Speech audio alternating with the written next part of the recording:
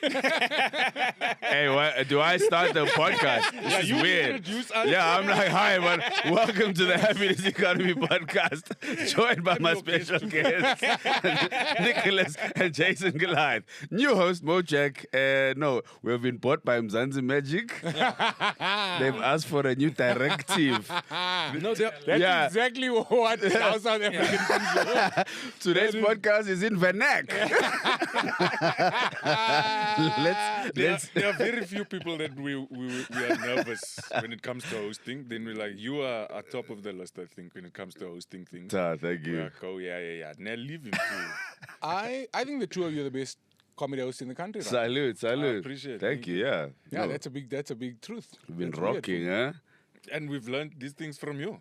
Oh, thank you. I mean, I how did I learn about emceeing? I think, my stepdad had a collection of VHS tapes of Def Comedy Jam.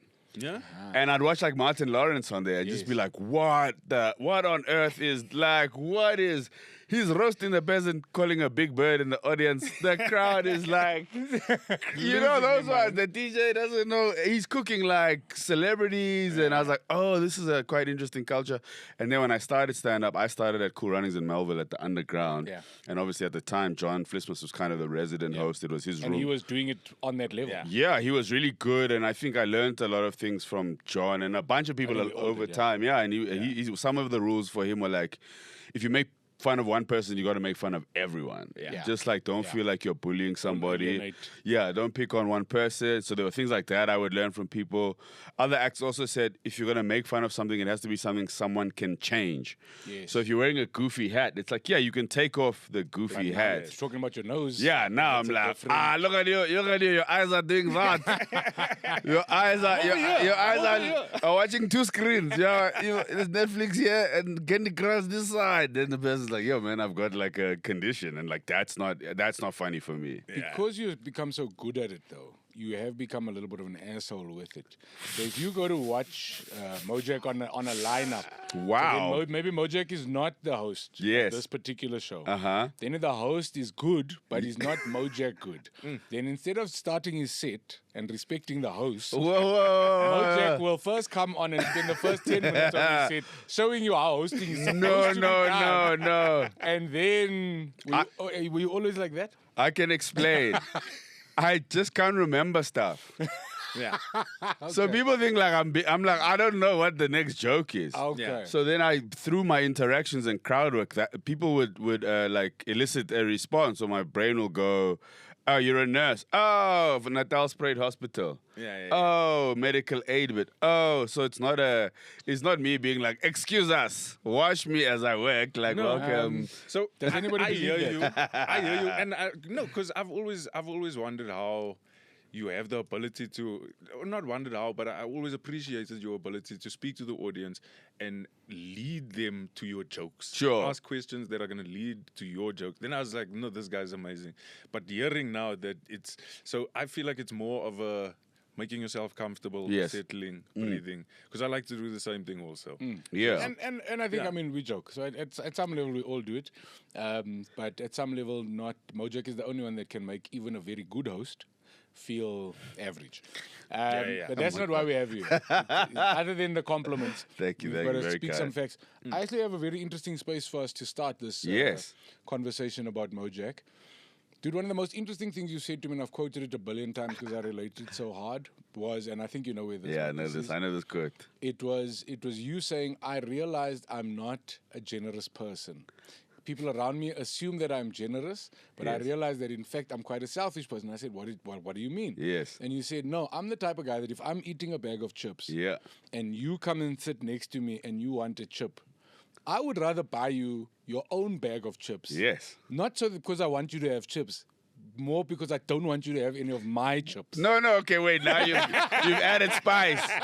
I want you to have chips. I don't want us to do this dance of like, I don't think that the world is finite and that things are like, are scarce in that way. Yes. I'm like, there's enough. My philosophy is that there's enough for everybody. Yeah. But also get your dirty, grubby hands. I don't know. Get your unsanitized hands out of my shwams.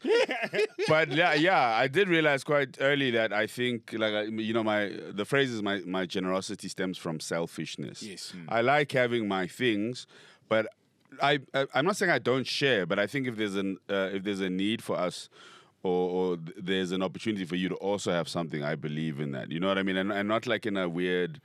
Because now we're like in this weird capitalist consumption culture. Yeah. But it's just like, hey, if someone's hungry, let's also get them some food. You know what I mean? Like, So, first, I think it's hilarious. But Sure. the reason I related to it is because I think it's so true. And I think that we're so sensitive of unpacking things in that way. Yeah. That, you know what I mean? And I think a lot of people will benefit from knowing themselves that intimately. And I think for me, that's what it was. It was like, it's very peculiar because I'm not around a lot of men Sure. who seem to have spent a lot of time trying to get to know themselves. Sure. So we speak about acceptance as one of our key pillars of this happiness economy that we're trying to figure out and unpack.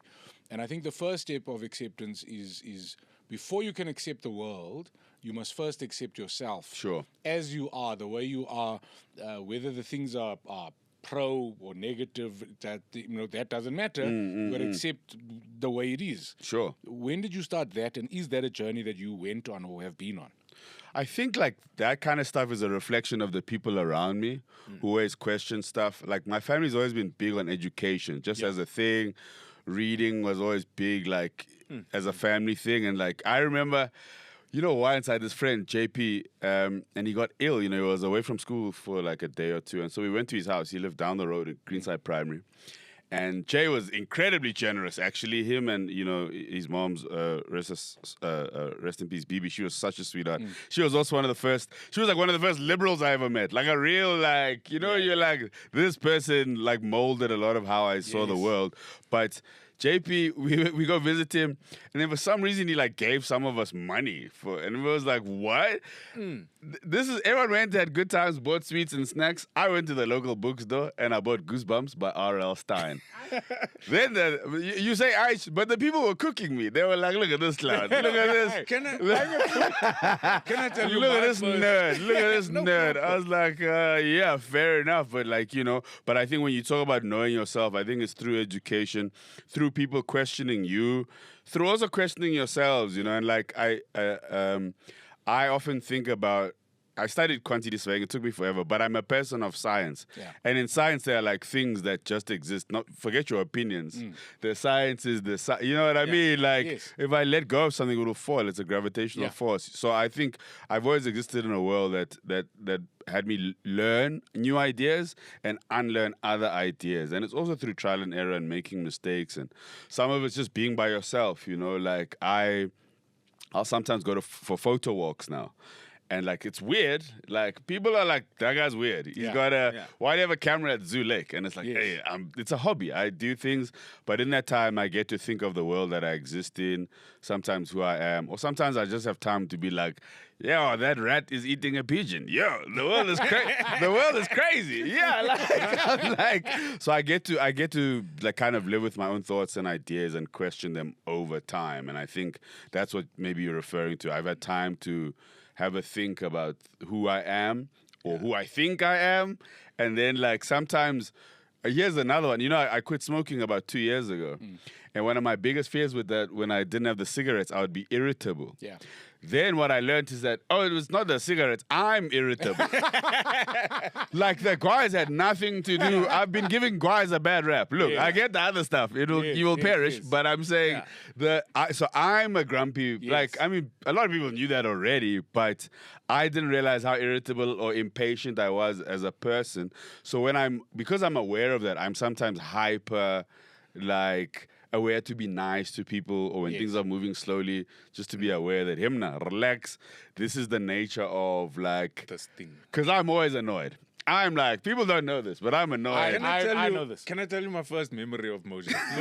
The first Please. time I remember hearing Please. Mojak's voice, we were at the underground.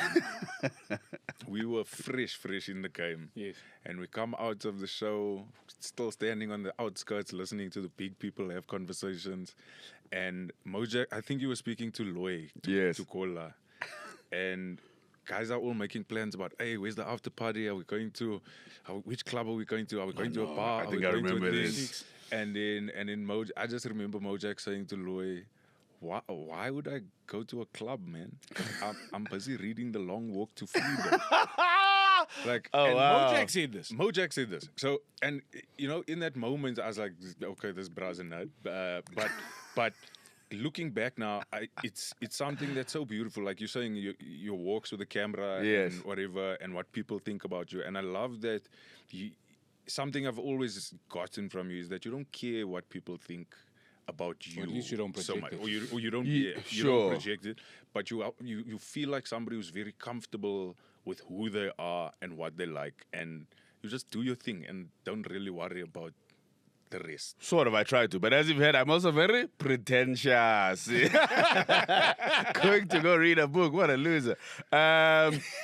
Man, and I read the full version. Huh? I read the 700-pager. It cooked me. That was weeks of like, my thumb was sore, bro. But I think... It was more like the hike to freedom. It wasn't even just a long Good book, but that was pain. I remember that. Like, I mean, again, I've always I like the idea of knowledge acquisition. Yeah. So even when I do a thing, I'm like, okay, how does this work? I like knowing how things work, actually.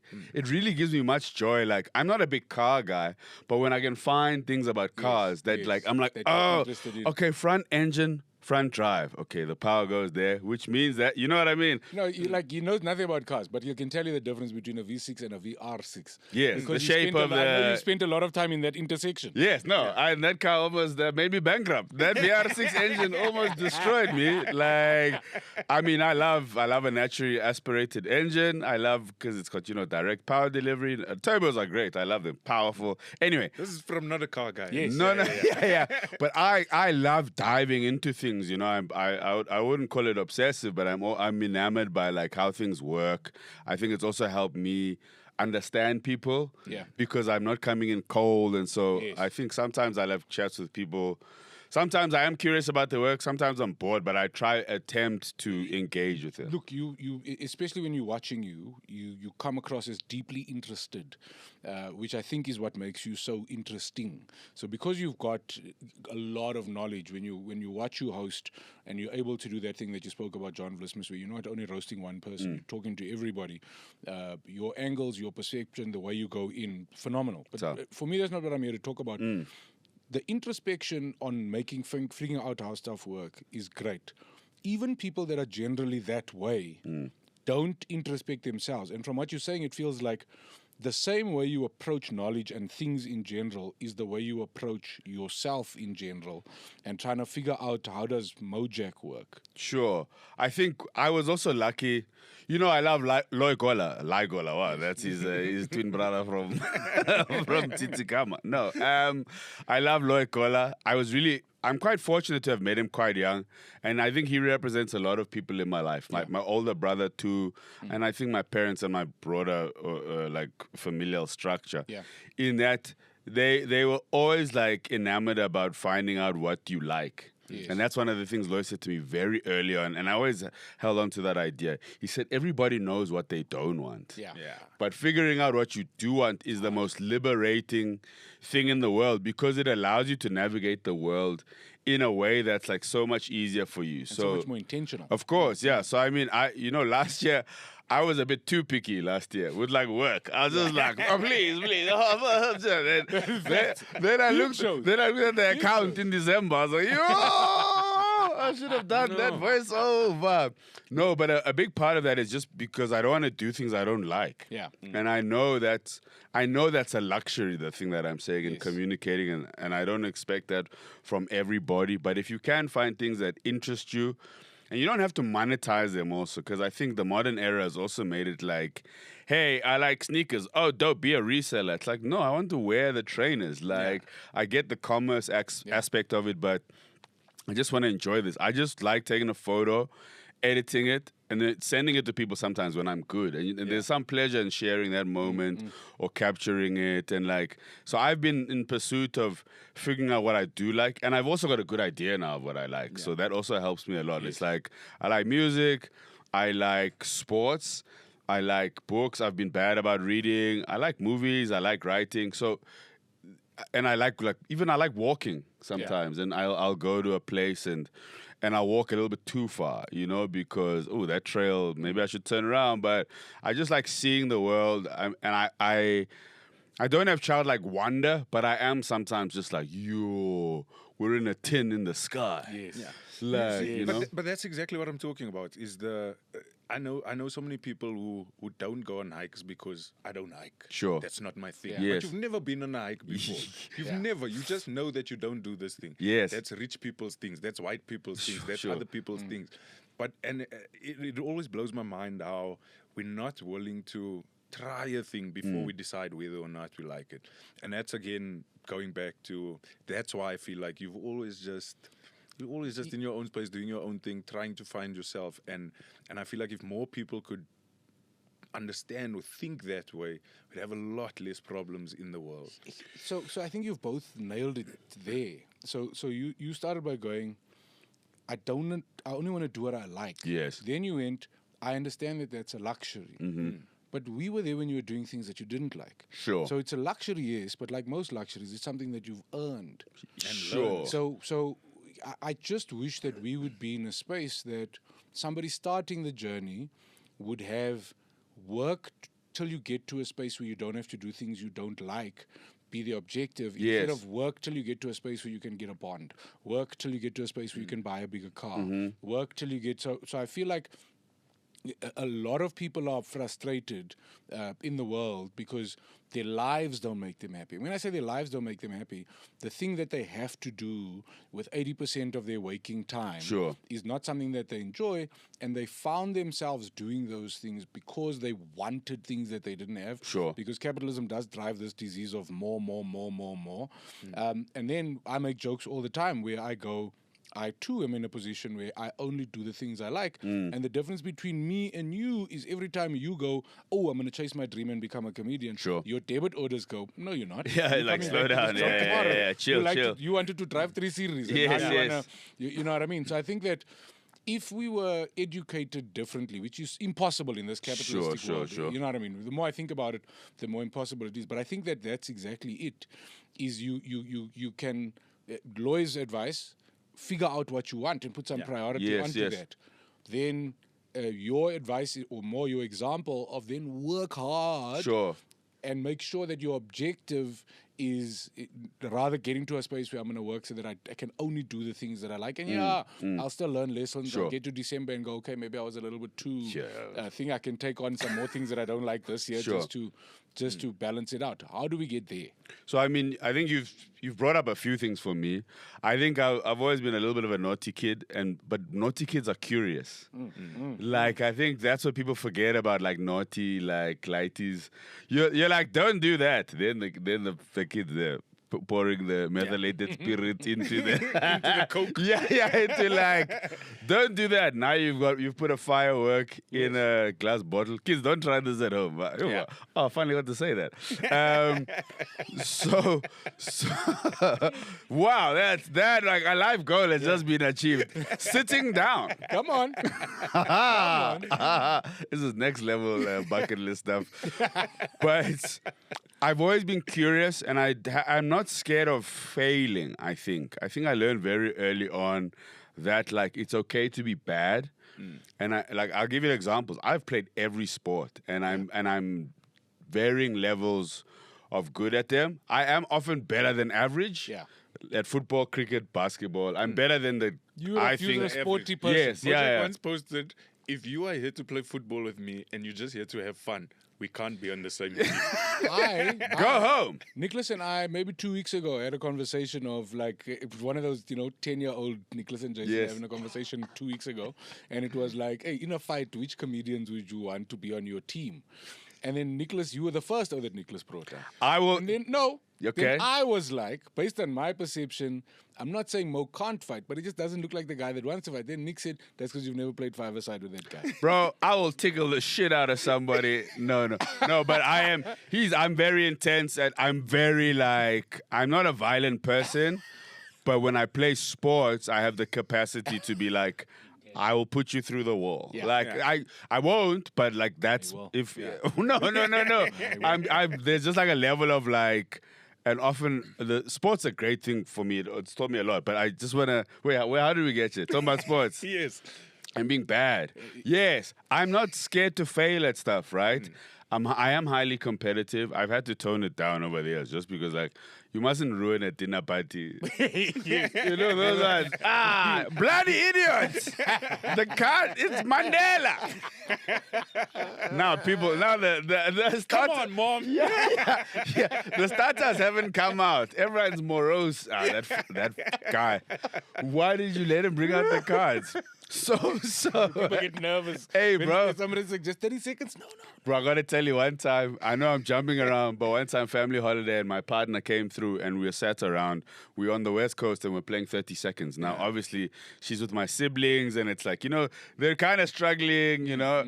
And she said something like, oh, guys, it's just about having fun. And the whole family was like, what did you say? Everyone was like, what? Like my one brother plays development football now, like for Pirates junior team. I got a brother who's like a head coach in Cape Town of like a rugby team from the Bow Cup, started in 1990. He's like head coach, you know. okay. So the family, we don't. You guys are serious. We're not playing yet. No games. You're having Everything fun. is competition. Please go stand outside there. Go have fun by yourself. But like, yeah. Anyway, hyper competitive, and I'm not scared of failing, and that's why I can try things and be bad at them, and not feel like a type of way about who I am. Yes. I don't identify by my failures. Do you know what I mean? Like, I'm not like, I played squash first time I went. They put me against the under-16 champion at my school. Did that man not dust me? I'm sure. But I was like, yeah, that's what he's supposed to do. Yes. Yeah. He's the under-16 champion. Like, so I didn't walk away like sad or disheveled. I was like, man, that was tough. Yeah. That guy cooked me. He was also just like, man, you had no chance here. No. Yeah. I don't know why they would do Why this would to they you. do this? Yeah, That's but torture. so No, because they played soccer with Mo. Then they're like, we're going to teach him. no, We're gonna teach no. him and put that arrogance in his pocket. Totally, like I played C team rugby. You know, if your school has teams that even go that far. I had I was in the B team athletics. Yeah. I was like, so I wasn't. How can I say it? I wasn't like the top athlete, but I competed in a lot of stuff. I was in debating. I always tried things because I was like, okay, this is cool. Let me just see what happens here. I tried rugby, got hurt. You know, my parents were like, no more of this. I tried skateboarding. Yeah, I try stuff, and depending on how much joy I get out of Hacky it. sack? You look like you were a Nah, boss at hacky sack is like that feels like you'll get punched in the face. At the schools I went to, that's like you're like, hi, would you like to bully me? No, you already started at Greenside Primary. No. You don't believe they were gangsters there. That one is just like, hi, would you like to bully me? I have a hacky sack and a Marmite sandwich. I love the I love the mentality. Yeah, you can beat someone with a long walk to freedom. Your teeth will be flying. I love the mentality of not being, because it's a thing that we hear all the time. Don't be afraid to fail. Don't be afraid to fail. But there's always this fear. So is it a thing that you think was ingrained in you from a young age? Is it because of your competitive family, or is it something that you consciously had to work on and understand? Or is it something that you just one day realized, oh no, I don't mind? I think it's a little bit of both. I think it's like from being in bad positions and then doing better. Like I'll give you an example. When I went to Northcliffe High School, the streets. No. Oh, God. But I'd gone from quite a small private school, and I did relatively well. And then I got put in, like, you know, in public schools, it's like there's 7 classes, but they do put you according to your academic capabilities or perceived capabilities. And I'm gonna in the G class. I was in 9S. G. Yes. 9S, my boy. This is my class. These are my classmates. Let me explain. I'm not gonna say names, but sometimes there would be like a cycle test, and the brewer would write his name and then nap on the thing, right? Some dudes would. It was the wildest. Like, I should not have been in that class. Yeah. Academically speaking, with all due respect to everybody else in my class, I love you. The reunion's coming up this year. But you know yourselves. But Yeah. you know You wrote your yourselves. name You and can't then come just to a leave. cycle test with a bicycle Come and think on. you're gonna pass. Like a lot of the people in my class were faffing. Like, to be honest. So what happened is my academic performance deteriorated because I also young. I was in a new school making friends, and it wasn't peer pressure. I was like just rolling with kids who are also kind of mischievous like myself. And I remember struggling once in like physics or science, you know. And I've been fortunate, I think, over my life to have people who've seen something in me and believed that I was capable of a lot more than I was doing at the time, you know. So Mr. Tuso, who was my physics teacher, and I loved him because his insult was like, "Come here, you cheesy beggar." We're like, "What?" We're like, what is that? You know, like, pass me the spatula. We're like, what? I love that guy. He was like this buff dude. Cheesy beggar. He was like this buff nerd, dude. And it was like, what are you talking about, bro? And so I think I had a 1 year where, like, you know, you get your term results. Yeah. And they were really bad. And he was just like, "You're better than this." And I was like, "Wait, what?" And I was like, "Okay, I'll work harder. I'll try apply myself." I had that with, like, when I think of Mrs. Zwanem, who was my Zulu teacher. I think of Miss Antil, I have a joke about her, and Mrs. Zwane, and Miss Biddlecombe. And Miss Biddlecombe being like, "Yo, come do public speaking." And I was like, "What?" Like, I think they could see I was a kid who liked to talk, who was chatty. And they were like, "Man, you're underutilizing whatever this skill is." So I think over the years, yeah, I've done stuff. It's been okay. Sometimes it's been great, but I just kept it moving. And, like, the thing I've really been thinking about recently, I was with Loy, and there's this really cool guy. Do you guys know Mzonke? He's a director. He just started doing comedy. He's a very interesting chap. But and we were sat with Muzi also after a writing room. And I was saying to people, for me, the thing I like is the joy is in the doing for me. The joy is in the making. I like making things. Yeah. So sometimes that's really a big thing. Recently, a friend of ours did like a sit down at a house where 20 of us drew along to Bob Ross. I don't know if some of you may not know Bob Ross, but he's like a 80s public access TV afro. And he does like this cool painting. Like, there's no mistakes. Yeah, he's like super hippie. Yeah. 20 of us all make different paintings, but I think they all look amazing. And it's like, yeah, I mean, I like doing things. I like, you know, like when I'm with Yasin will be like, "Let's go paint ceramics." I'm like, "What? Okay, let's go." What did you guys did something last time? In fact, the last time. Yeah, I saw we came to fetch you. You guys had come from doing something crazy. That Yes, morning. yes. We're done a ceramic thingy. You go out to a place and you pick your piece of, like, cutlery or dishware, and you paint on it. They bake it. You get it 4 weeks later. Yeah, so I like things. I like trying things out. I'm okay with being bad at things because I know that being bad at stuff, at least for me, is often temporary. Yeah. If that makes sense. Like, obviously, I know there'll be a cap. Like, there's this graph that shows how, you know, like, you start off knowing nothing about something, then you grow quite quickly, then, man, you crash out because, like, you know the theory of it and its application, but it's to become a master of something takes really, really long. Yeah. And I think, just to go back to your point, like, I failed a lot in stand-up, and I think a lot of the younger generation didn't get to see that. They, like, we bombed a lot in the shadows. We were really poor. Okay, I'm making it like we were bad. We weren't bad, but it was like we struggled. Like, you couldn't read audiences, or you picked the It wrong. wasn't what you're seeing now. Yeah, you picked really bad jokes, or, like, maybe your stage presence was wrong, or some of it's like, sometimes you're just young. Yeah. And people no in life the experience. not even that. The audience is just like, can I swear here? Yeah, Oh, feel free. Fuck sheesh. Damn, man, I was keeping so many. I've had Drop 'em. there's 35 that are public. Yeah, I'm going to the whole day. I'm going to just I've been banking these swear words. I remember being at Joe Parker's, and it was very clear that the audience was just like, "Who the fuck is this kid trying to talk to me about They politics?" can't relate to you. Not even relate to you. They're just like, "Who the fuck is this child Charging. telling me Yeah. about yeah. who is this kid, bro? Like, shut up in your LNN, whatever. Like, oh, you make satire. Like, like, get out of here. So I think a lot of it is just growing up, getting older. I do think comedy is an art form. I think it's actually an older person's art form. For really honest, I think it's a 35 plus. Yeah.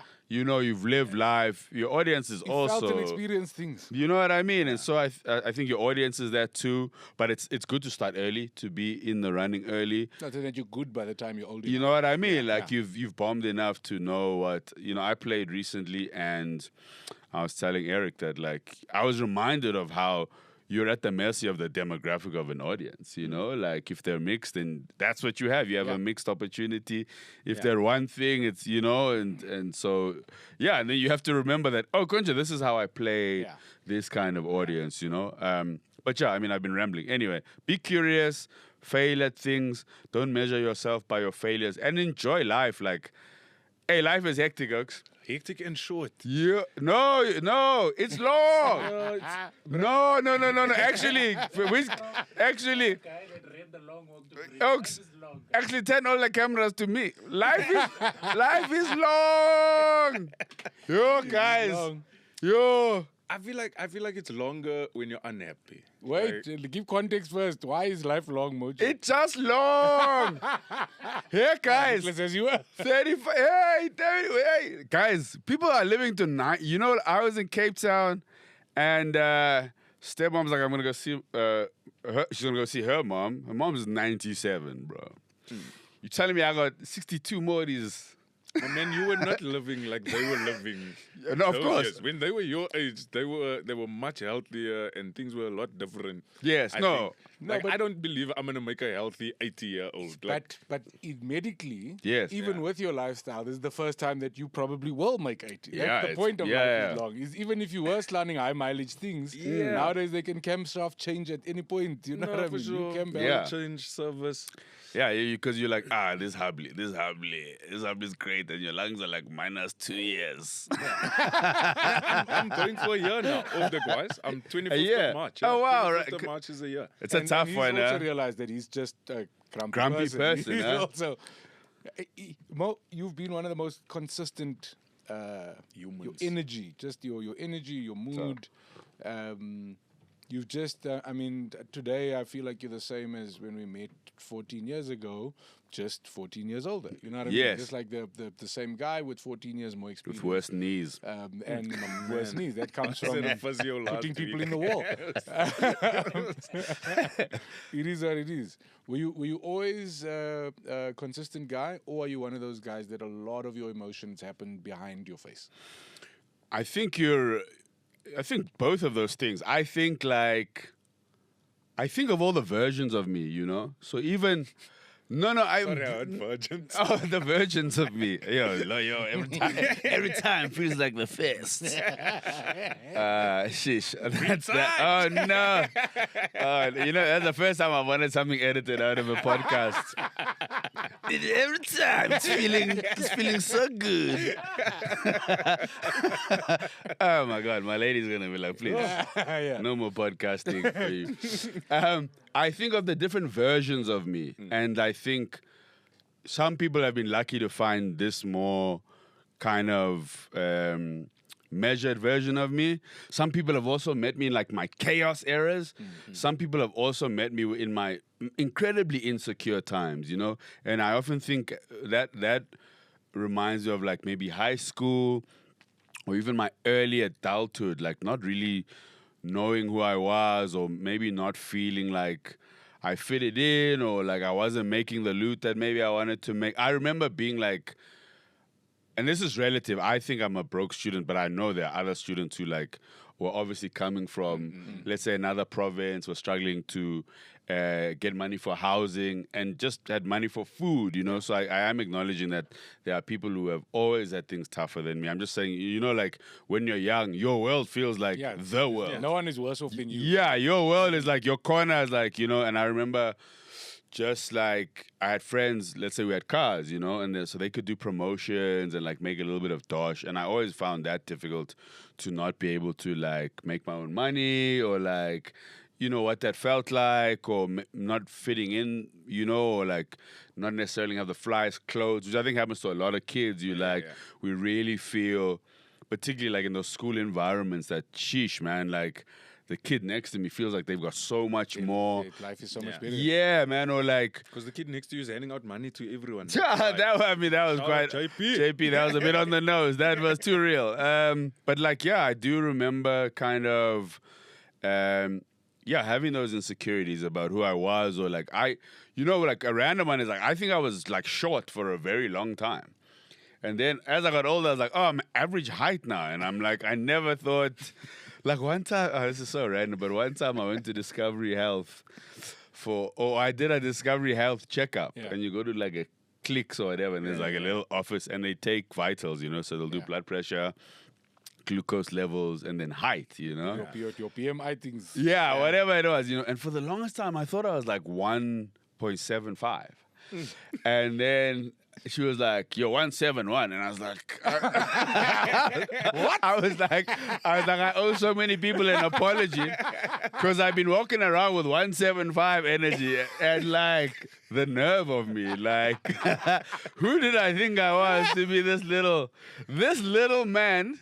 Saying such tall man things is so. I remember saying to my partner, I was like, "Yo, I got something to tell you." And she was like, "What's wrong?" I was like, "I'm 171. I'm like average height." I understand if you want to leave. Yeah. I was like, I think I'm the black sheep of my family. I've been lying to you. I've been lying to you. I've been lying to you this whole time.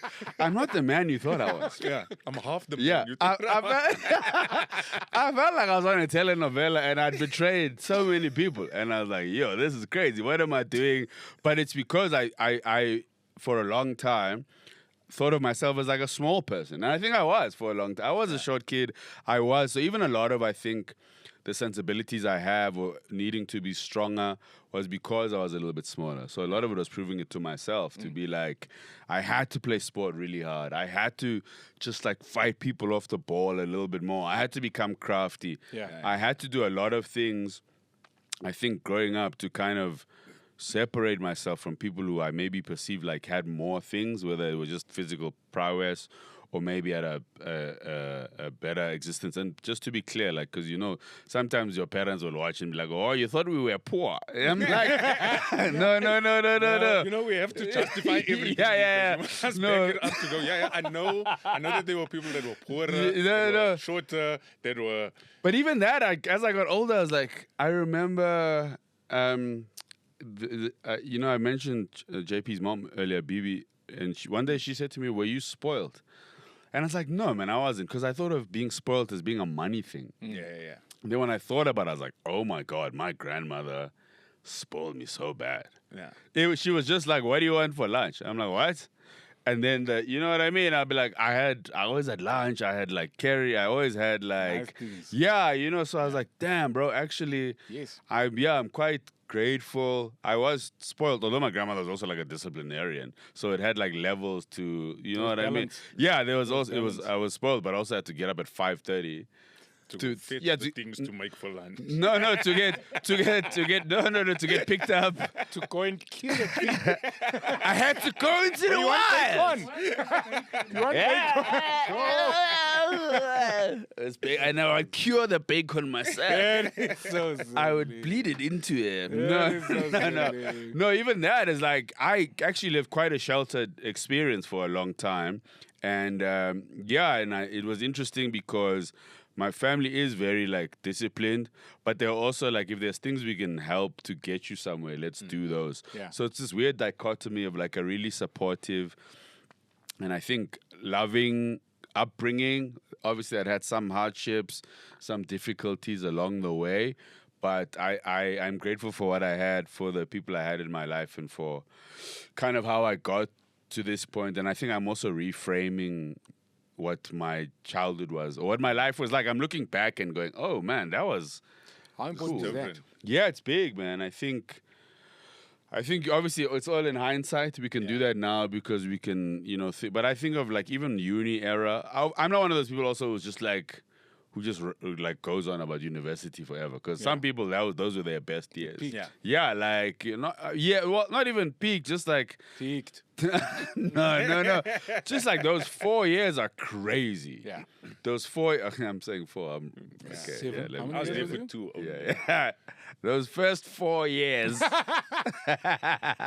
were crazy. Obviously, Yeah. those of you who don't know, I also took the scenic route towards getting my qualification. But yeah, those first 4 years were fun. They were difficult. They were exciting. It was, you know, kind of experiencing lots of things for the first time: independence, love, you know, alcohol, blah blah blah blah blah, and yeah, it's like there was a lot of value in those experiences, and I'm quite grateful that, you know, people, you know, obviously sacrificed a lot to put me in those places. And yeah, it was fun, man. And then I went back when I was much older, and that was weird, like, you know. But that's Another for day. another day. Yeah. What makes you happy, or what is happiness to you now? Like, What makes me happy? I think being with people I love, doing things with the people that I love.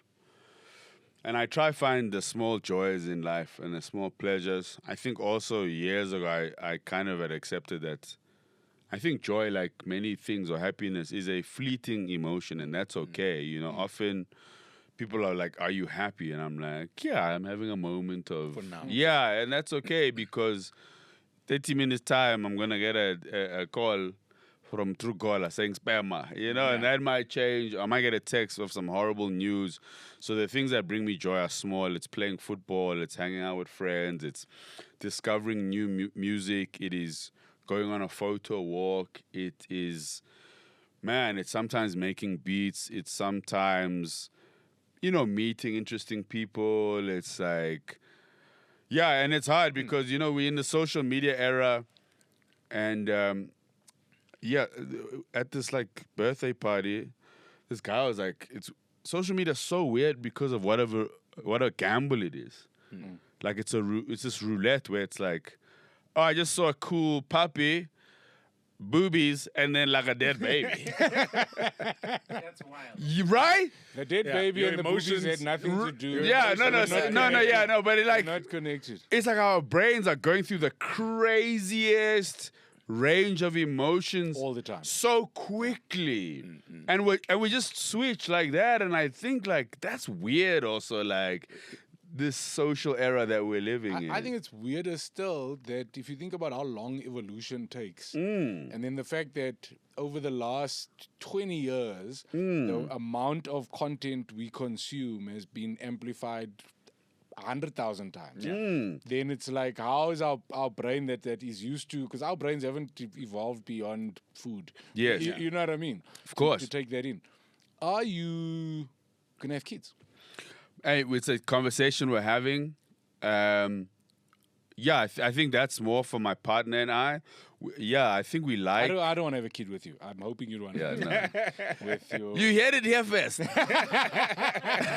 Jason and I are No. expecting our first. Yeah, I'm okay. I'm all right. This turned into Ricky Lake. When What? last- What? And if Yeah.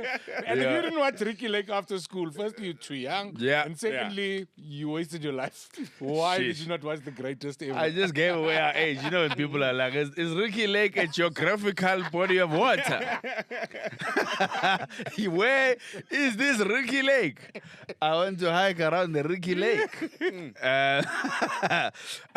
Love kids.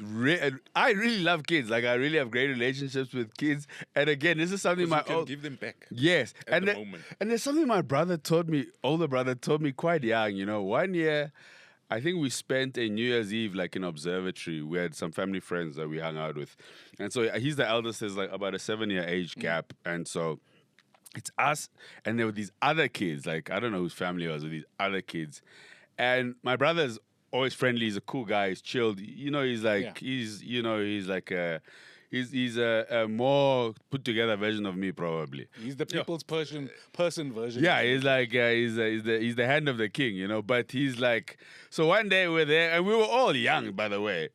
And he was being really nice to these kids. And the kids were like just not reciprocating it. They were not being, like open. Respectful. Yeah, whatever. However, I mean, so my brother was like, it's okay. Like, it's okay for kids to not like you, but they'll turn around or they'll come around. Yeah. Then I was like, what are you talking about? Like, hour later, those kids we're all playing now. And I was like, oh, shit, yeah, you can just you can make an attempt with people.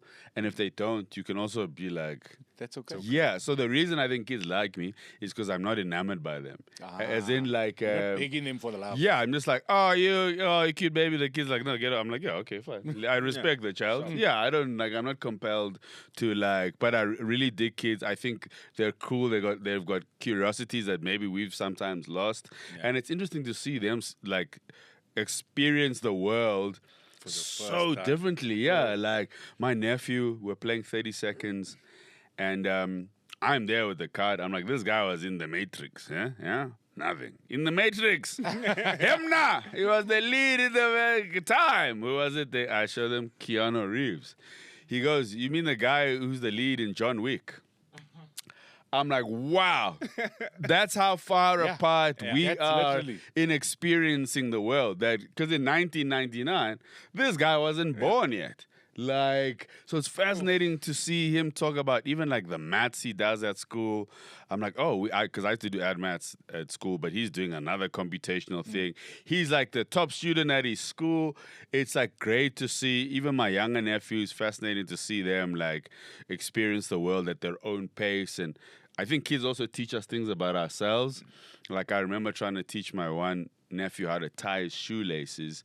I was adamant he could do it and that it's easy. And he was capable of it, but he was clearly getting frustrated. And it was like, as an adult, I have to back off here because, his comfort, I think right now is more important than my desire to want to teach him a thing, and so there's also something about setting your ego aside and No, it's a big. That sentence is To allow them to true be not only of themselves. kids, Yeah, but I think that sentence is true of everyone. Sure. It's like be self-aware enough to know when somebody is not in a space to take your advice, to learn, to be guided, to be motivated, to be whatever. I appreciate that. Bro, I wish we had more time. I'm going to say one last thing? Say it. Please. You've brought up a great thing. I think in learning about ourselves, it's also important for us to accept others as they are. Absolutely. Because I think sometimes our desire is to expect a different behavior or different experience than, if you do something 100 times, then maybe that's who you are. Like, I'm grumpy all the time, so that's like sort of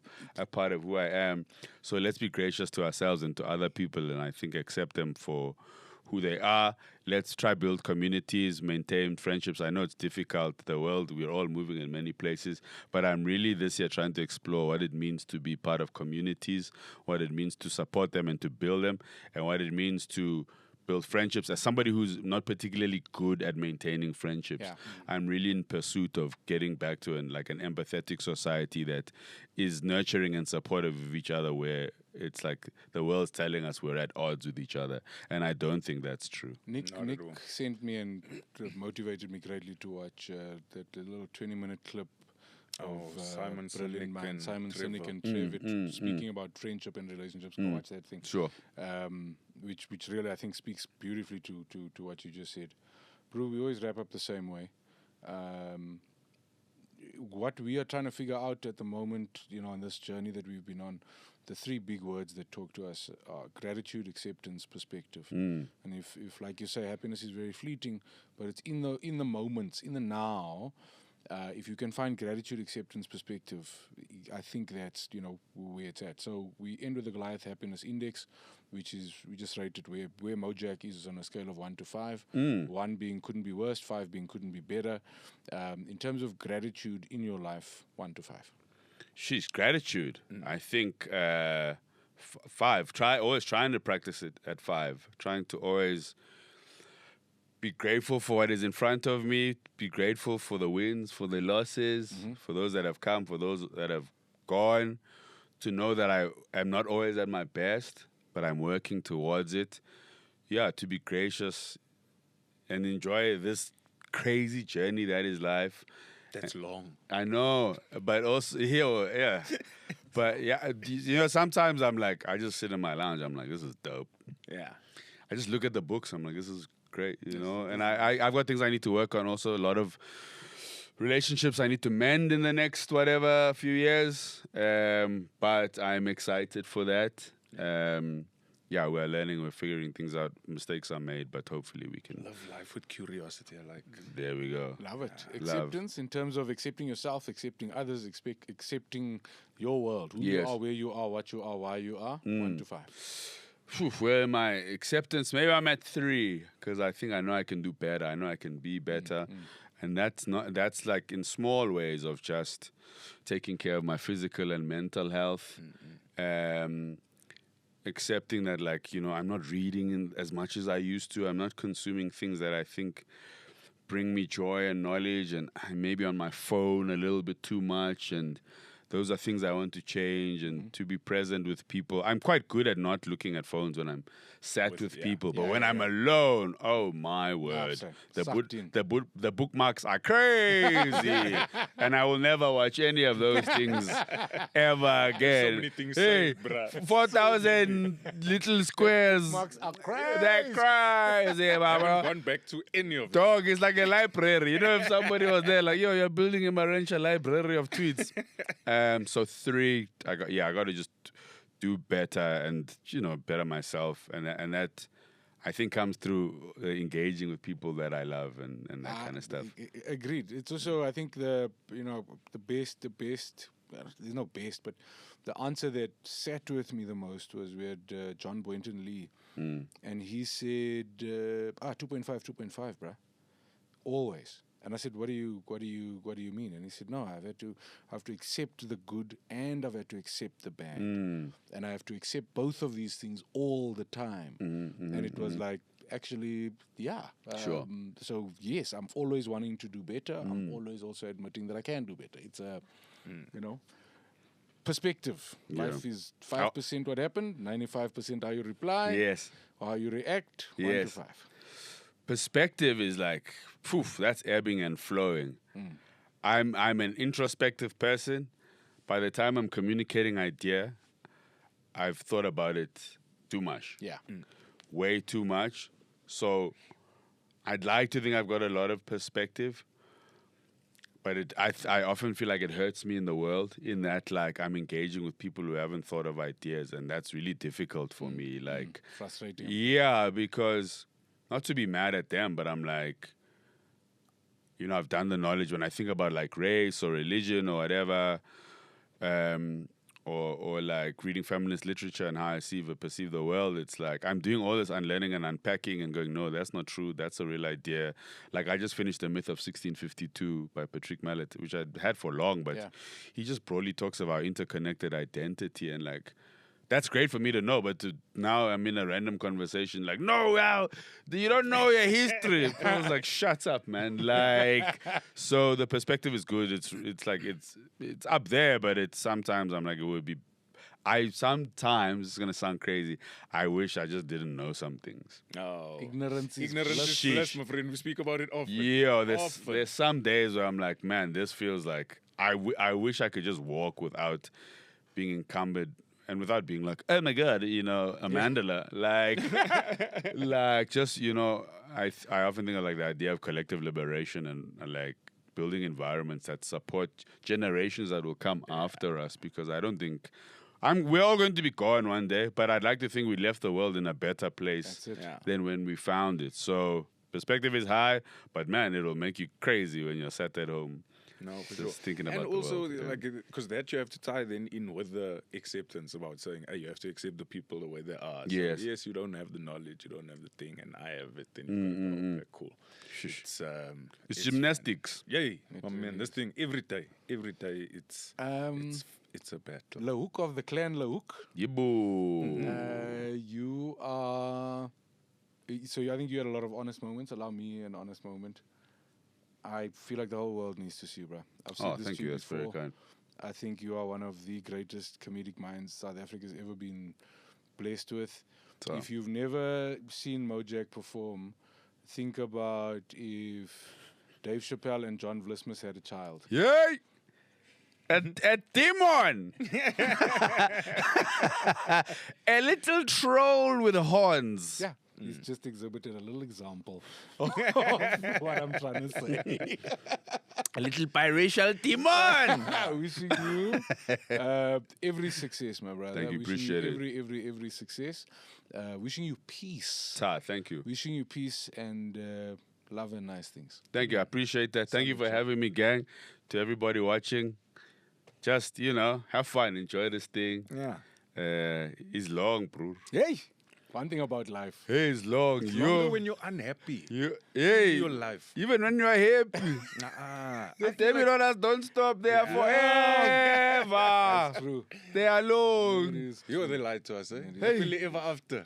Hey, bro, a lot of so enjoy. Enjoy, Oaks. Just enjoy your life. Just enjoy your life. Thank you, gang. Appreciate it.